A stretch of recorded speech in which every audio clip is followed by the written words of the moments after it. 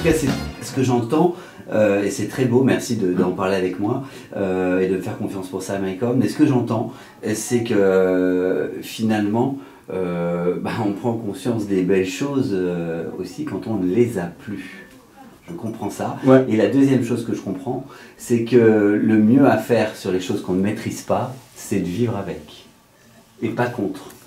Il faut savoir que si tu veux remonter une rivière et tu vas aller nager en fait contre du courant, il faut savoir que tu vas nager longtemps. Et la rivière ne va jamais arrêter, mais au bout d'un moment, toi, tu n'as plus de force. Et tu es épuisé. Pour moi, il faut comprendre avant que tu es épuisé que tu vas perdre. Ça veut dire qu'en allant avec du courant, tu vas aussi dans un sens. Mais on dit que des fois, on est perdu. On n'est jamais vraiment perdu. On est juste sur une autre route. On n'est pas dans le bon sens. Oui. On n'est pas toujours dans le bon sens. Ça veut dire que pourquoi se battre contre les choses qui est réelles et pas de juste accepter et après retrouver une manière de pas assumer, mais de l'accepter, en fait. Et puis c'est ça que je fais à travers de mes exploits. Il y a des obstacles. Je ne me bats pas contre. Je veux le surpasser. Mais ça prend l'intelligence de l'homme. Pas que je suis intelligent, mais juste à travers mes expériences. À travers de mes expériences. Ça vient de là. Exactement. Malcolm, je voudrais qu'on parle de quelque chose de plus léger. On vous a découvert chez nous à la télévision française sur M6 dans la première saison d'une émission qui s'appelle The Island, Seul au monde. Il y a une deuxième saison en préparation? Oui, je viens de rentrer il y a une semaine où on a fait une deuxième saison avec les hommes et puis une première saison avec les femmes. C'était extraordinaire. Il y avait beaucoup de gens qui voulaient partir. Tout simplement parce que c'est une émission qui est vraie. C'est une émission où il n'y a rien gagné. L'idée, c'est pas qu'on crée la guerre entre les gens.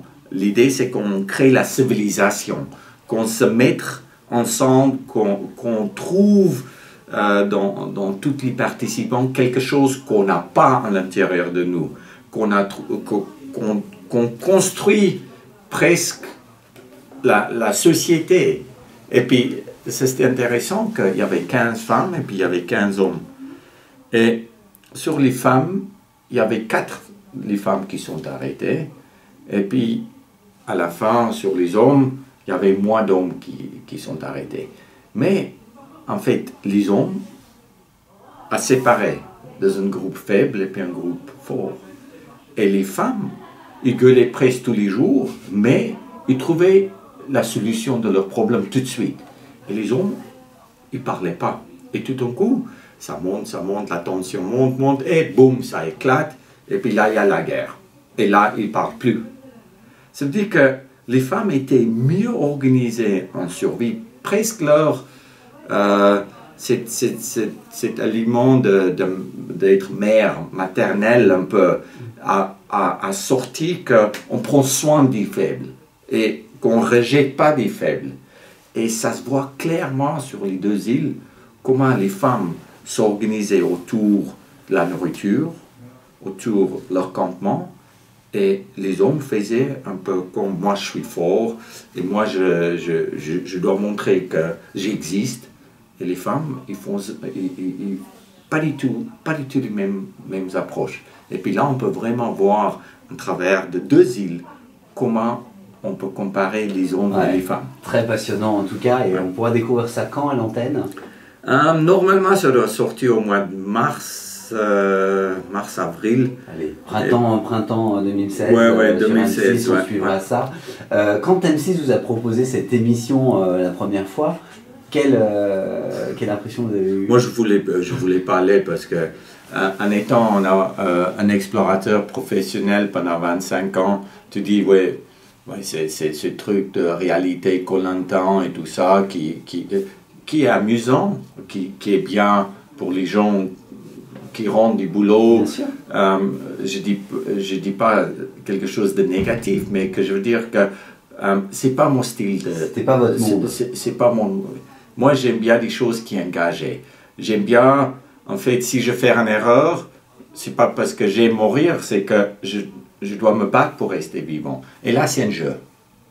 Mais que je trouvais bien du Solomon Island, c'était que c'était vrai. Et puis je disais, d'accord, c'est bon, je fais votre mission, mais si je vois que vous allez commencer de tricher, d'aider des gens, moi, je me casse. Parce que j'ai une crédibilité. Je ne veux pas être vu comme un tricheur. Et c'était là où les gens ont tout de suite compris qui j'étais. Et en plus aussi, je ne parle pas bien français. Et puis d'expliquer aux gens, des fois, je dois prendre des grands gestes, je dois plutôt le montrer comment choper un crocodile, de l'expliquer comment on l'attrape. Et ça a très bien passé.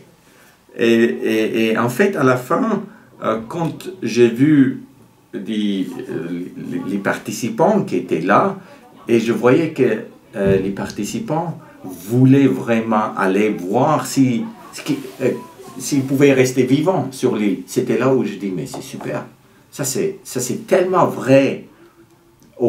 C'est le plus près de la vérité qu'on peut avoir en télévision aujourd'hui. Et donc du coup, vous avez signé la saison 2. Comme ça, plus de problème de facture.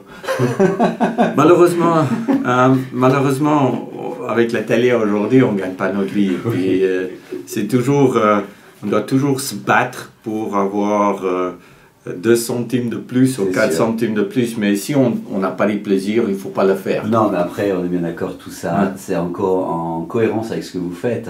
Vos explorations, le livre parle de ça, l'émission est en rapport avec votre expertise. Finalement, vous faites ce que vous aimez. Si je suis un privilégié, et puis si je dois faire quelque chose que j'aime pas, je préfère pas de le faire. Je préfère honnêtement d'aller courir dans la montagne, de traire les vaches, de bûcheronner, de travailler dans la nature, en gagnant ma vie en étant heureux, que de faire quelque chose que je n'ai pas envie de faire de ma vie. Mike Horn, super de conclusion. Un grand merci pour cet entretien. Le livre Vouloir toucher les étoiles, cette audition aux éditions XO. Vraiment, j'invite les internautes à devenir lecteurs.